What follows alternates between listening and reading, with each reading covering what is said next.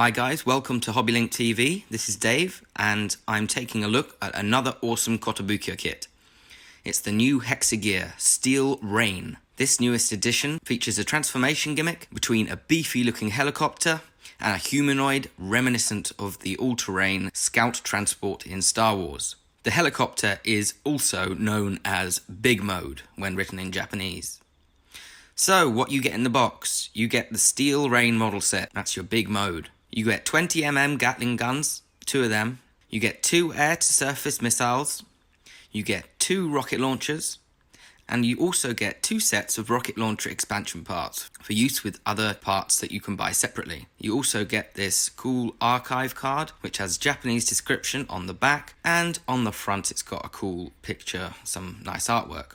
I will also add off the bat, just because I mentioned the expansion parts, that after completion there are bits that are used for expanding the kit with sold separately items, such as the surface-to-air missiles, a sword for use with the Iron Fist, and also instructions for creating wings with parts from this kit. So quite the bulky kit and lots of small parts, and it took me around 8 hours to make, I think.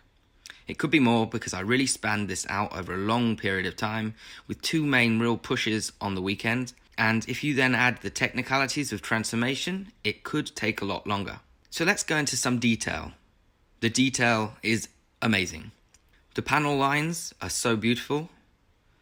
The clear orange parts in the sensor and in the front lights. All the pistons on the blade mount at the top, and the claw for the ammo crate, and the beautiful weapons and colour separation, the cockpit and its tiny levers that are all detailed very well, and also that heads-up display, and just the beautiful silver colours in the detailed blades. The cockpit can hold a governor of your choice. The seat unit inside the cockpit has a reclining and sliding feature to adjust to the size of the model being placed. Okay guys, so let's look at articulation. Just a little heads up, if you hear some type of snorting in the background, don't worry, it's just our dog. And she has woken up and is right next to me. Anyway, this thing is an articulation beast. And the only thing that's annoying about it is that you have to buy a separate stand, which I don't have, to really fully show this thing off. So bear that in mind whilst I'm doing this review, because I tried to jank something together using I think it's a Kyoto stand that I have at home, but it really wasn't doing the trick. Let's have a look. There is so much articulation here that it shows why it takes so long to build. But starting from the front anyway, you've got this really cool turret gun. It doesn't rotate. Well, it does type of rotate here, but it's stiff. It's not like it's on a really maneuverable joint. It's just a peg joint. The actual mounting is obviously exactly like you'd see in some of these battle helicopters, so it's really realistic. And I love the detail in the little orange parts that you have to put inside it. Looking at the cockpit, you have this type of, I would say it was a sensor or some type of camera. This can look around at a very, really realistic type of angle, so I'm very impressed by this. But actually, when it's in its flight form, in the pictures, they normally have this down, and it's so satisfying to press that in.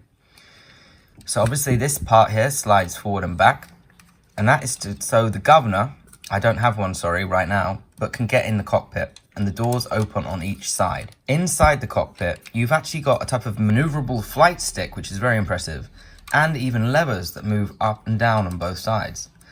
These are highly detailed for being something that is actually most of the time concealed unless you have the cockpit open when you display it. Trying to get a good shot here, but this actually, you can paint the dashboard and all these little details inside to get a really nice cockpit effect if that's how you want to display it. Now, if I had a governor, I would definitely use it. So for different proportions of governors, they allow you to move the chair back and forward, which also has great detail. Can you see the little pistons on the side there to make it realistic?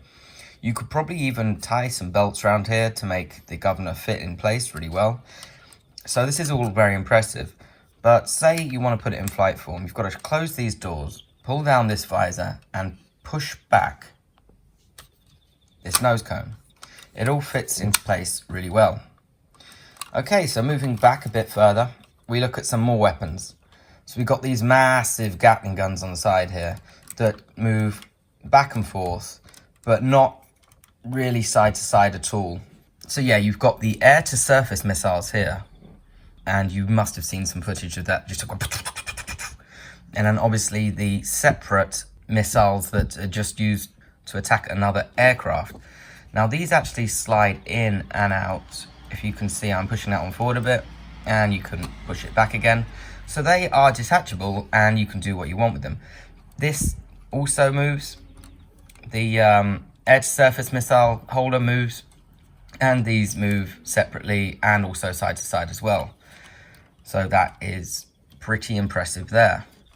Now the wing moves up and down, and also go up like this. So it's type of, I don't know, an osprey effect. But yeah, so you've got really amazing maneuverability here on the wings. It will only go this far to the body, so you're not going to be able to move that further. And these parts on the end are static. Moving down, you've got the landing parts. So I would say in flight, it would be like this to make it aerodynamic. And then when landing, it would go forward. So that's the same for both sides. And also this is joined on the bird itself, meaning with just a simple peg, meaning that that can go up. You could even make it just a totally abhorrent and move it around like that. But in general, very impressive wing maneuverability. But what you want to be careful with when displaying this thing is to make sure that things are symmetrical, because otherwise it would look pretty janky. Moving up top, all of these blades can be separately maneuvered, like so. So to try and not look strange, you really want to get them 90-degree angles to each other. I'm not sure if I pulled it off properly, but probably not actually. It's pretty hard to do with one hand. But hey, anyway, so they all move, pretty cool. And yes, it will rotate, so you get a really, really nice effect there. That is fluid, it lasts a long time, there's no friction, and to be honest, that is very impressive. And even the detail, as you can see up in here, you can see those individual pistons that are controlling this mechanic, and you have to put them on individually. This is not a kit for the faint of heart. You can see here we have some little claws on the back here, and that's actually for its humanoid mode, and you can buy weapons separately to put in here. You've got the outtakes that actually rotate, so impressive. Same for each side. You may be asking what this is underneath, and it's actually an ammunitions crate. The front, if you can get your fingers in there, pops off, and so that's where all ammo would be kept. Also lovely detail on here. So you can push it in and pull it out. And if we can get a look in there, it's actually got a claw mechanic. Can you see the claws actually attach at this bottom part? And they also move up and down to secure the box. It's very resilient, even though it is just caught on one peg. So that is just one peg up there, but it does have great maneuverability and good sturdiness. So going back a bit, this part here isn't meant to move. Obviously it does, because this is how the transformation works. You've got two rotary blades at the back for each side, and both will move. And also you've got these are static, but they have little wheels at the back, and that's just for landing. The back wings will also move around like so. You can see that it actually type of sandwiches out. The ideal way of posing this as a helicopter is actually to have it completely sandwiched, but this is where it gets very difficult. Inside here are lots of little joints that must be 100% like right angles to each other and really well posed. You can see there is a slight difference with this one to this one.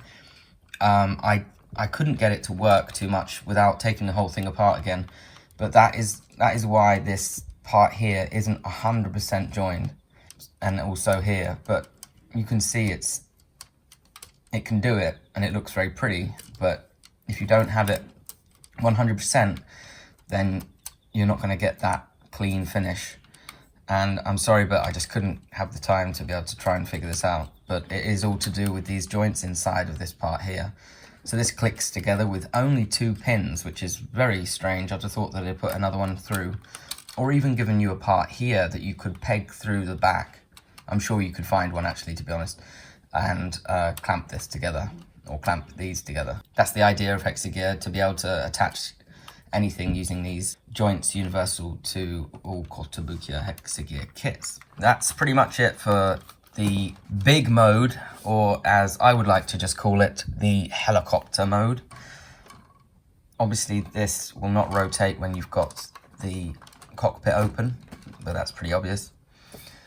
So as you can see here, there's the landing. So it does sit type of normally, but maybe you could angle the guns down and it would rest on them a bit more. But really, if you want to display this correctly, you're going to have a stand. Unfortunately, I don't have one, but there is parts underneath, especially here, where you could affix one too, so that's not a big deal. But all in all, very impressive articulation. Pretty much every part on this helicopter, this big mode boy, is going to move. I love it that, you know, you've got a realistic type of helicopter thing here. Just make sure when you're rotating it, you don't off angle these blades, but pretty impressive. So that's it for the big mode articulation. Now it's time to transform into the humanoid mode, and I've got a few tips for you. So here we can see the way that you transform it into humanoid mode, and it starts getting complicated quite fast. Like, it really isn't simple, and what I would suggest if you have this kit and you're wanting to transform it into the humanoid mode is to actually do these parts here. They're very, very simple. As far as the leg goes, you want to look at this picture in detail and see the piston parts are facing forward and see how all these other detailing parts are, you know, pointing. I would take each individual part off and reassemble it and point things up. The bottom bits are quite easy just to flip up. And then there you have it right there. This is it done. So as far as articulation goes for this one, it's actually exactly the same as before, the way that everything moves. You know, the same joints are going to move, these bits rotate. But what I would say is that this thing is not very stable. So you're gonna have to make it really look like one of those Star Wars mechs by pointing the guns down to shoot at the ground. Because otherwise, if you push these up and the wings up, it's gonna get too back heavy because of these massive rotary blades. This is how they say that you should do it, with the 2 down and 2 of them on top of a 45-degree angle, or maybe a bit more. You can actually see how fine the detailing is on these parts that you probably just never going to see, like these lovely back parts. So it's very simple how you can see it goes from one stage to another, because this simply just folds down like so. And there you have it. So after moving the humanoid mode around, actually it did work. Just keep thinking about the Star Wars AT-ST and how it looks down to the ground to shoot its enemies. That's how this is going to pose best. You can have a better stance by putting 1 foot forward and 1 foot back, and that will give you a little bit more stability. Or you can stretch the legs out a bit more, and to be honest, it's just all about balance and how you angle those weapons and how the weight is distributed.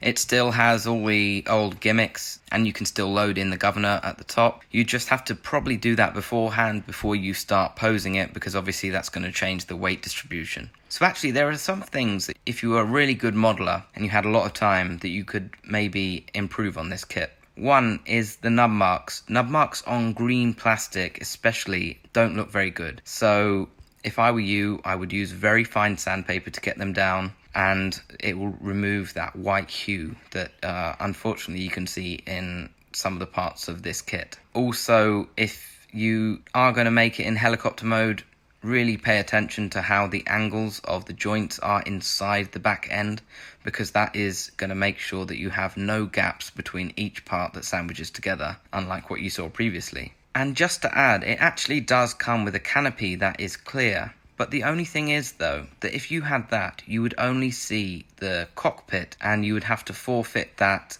camera or scanner, the orange eye at the front. I really love see-through parts and being able to see inside, and if you had a governor, maybe that would be worth it because you'd be able to see them. But I like seeing that top part, the orange plastic with the eye, and so for me, I went with what the instructions told you to do, but you could actually use a translucent part here. So finally, who is this kit for? Any Hexa Gear fan that wants to have a vehicle to use with their governors, or anyone who likes a really bulky looking vehicle, and also those who have a lot of Hexa Gear parts and want to customize. As you see here, it offers you different ways of making this kit. It's just up to you, whatever you want. But it's no beginner's kit. It's got a lot of parts, a lot of joints, and they all need to be aligned correctly to make that helicopter. It was fun though, and it looks cool. And I did write down in my script that I was going to transform it back into a helicopter, but actually, it looks quite cool in this humanoid mode too.